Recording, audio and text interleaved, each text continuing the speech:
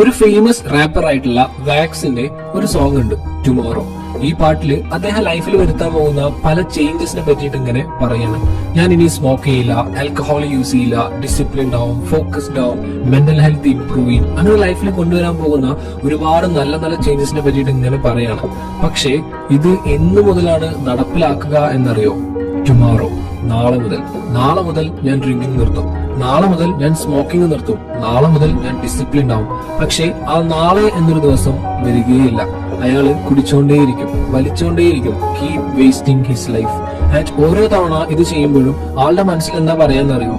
ഇത് കുഴപ്പമില്ലടാ, ലാസ്റ്റ് ആയിട്ടല്ലേ, അവസാനമായിട്ടല്ലേ, ഇന്ന് ഇതൊക്കെ നിർത്തല്ലേ, നാളെ മുതൽ ഒന്നുമില്ലല്ലോ. ഇങ്ങനൊരു ജസ്റ്റിഫിക്കേഷൻ മനസ്സിലുണ്ടാവും. ബട്ട് ആ നാളെ എന്നൊരു ദിവസം വരികയില്ല. ആൻഡ് ആ പാട്ടില് ലാസ്റ്റ് അദ്ദേഹം പറയുന്നുണ്ട്, I Singh this song every night. ഞാൻ ഈ പാട്ട് എല്ലാ ദിവസവും രാത്രി പാടാറുണ്ട്. ആക്ച്വലി ഈ പാട്ട് ജസ്റ്റ് ഒരു പാട്ട് മാത്രമല്ല, നമ്മളുടെ എല്ലാവരുടെയും ലൈഫ് തന്നെയാണ്, അല്ലെ? അല്ലെങ്കിൽ നമ്മുടെ ലൈഫിലെ ഒരു പാർട്ടാണ്. നിങ്ങളും ഈ ഒരു സിറ്റുവേഷനിലൂടെ കടന്നു പോയിട്ടുണ്ടാവും. നിങ്ങൾ എത്ര പ്രാവശ്യം തീരുമാനിച്ചിട്ടുണ്ടാവും നിങ്ങളുടെ ശീലങ്ങളൊക്കെ മാറ്റണം, ബിഹേവിയർ മാറ്റണം, ഒരുപാട് പ്ലാൻസ് ഉണ്ടായിരിക്കും. ബട്ട് പ്ലാനിലൊക്കെ കോമൺ ആയിട്ടുള്ളൊരു കാര്യം ഉണ്ടാവും, എല്ലാം നാളെയാണ് ചെയ്യുന്നത്, അല്ലെങ്കിൽ അടുത്ത ആഴ്ച തൊട്ട്, or next month, or next year, not today. Life changing plans ഉണ്ടാക്കുന്നതൊക്കെ നല്ലത് തന്നെയാണ്. ആൻഡ് നമ്മൾ വിചാരിക്കും അതാണ് ഫസ്റ്റ് സ്റ്റെപ്പ് എന്നത്. പക്ഷേ അങ്ങനെയല്ല. Planning is not doing.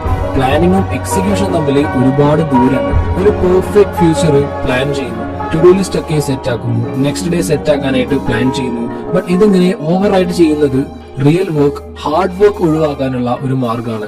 അതായത് ആക്ഷൻ എടുക്കാൻ മടിയാണ്. Starting is actually more important than making perfect plan.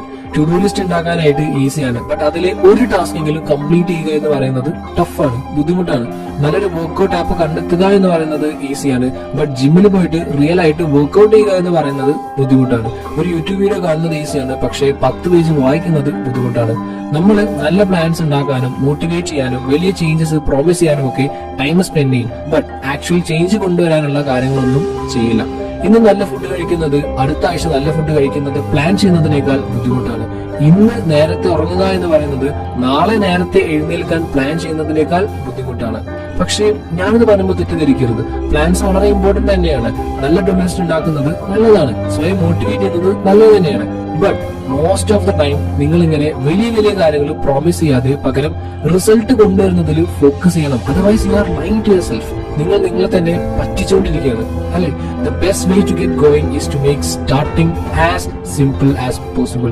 വലിയ കാര്യങ്ങൾ വീമ്പളക്കാതെ ചെറിയ കാര്യങ്ങൾ ചെയ്യാൻ തുടങ്ങുക. That will make the change. To do list ഉണ്ടാക്കുന്നതിനെ പറ്റി മറന്നേക്കുക. ഒരു ടാസ്ക് എടുക്കുക, അത് ചെയ്യുക ഇന്ന് തന്നെ. പെർഫെക്റ്റ് വർക്ക്ഔട്ട് ആപ്പ് കണ്ടെത്തുന്നത് മറക്കുക. ഇന്ന് തന്നെ ഒരു എക്സസൈസ് എങ്കിലും ചെയ്യുക. മോട്ടിവേഷൻ വരുത്താനായിട്ട് ട്രൈ ചെയ്യാതെ പകരം എന്താണോ ചെയ്യാനുള്ളത് അതങ്ങനെ ചെയ്തു തുടങ്ങുക. മോട്ടിവേഷൻ ഓട്ടോമാറ്റിക് ആയിട്ട് വന്നോളും. ഞാൻ ഇന്ന് കൂടി എന്റെ ബാഡ് ഹാബിറ്റ്സ് ഫോളോ ചെയ്യാം, നാളെ മുതൽ എല്ലാം നിർത്താം ഇന്ന് നിങ്ങൾ ചിന്തിക്കരുത്. Because you will fail, you will break, you will find excuses.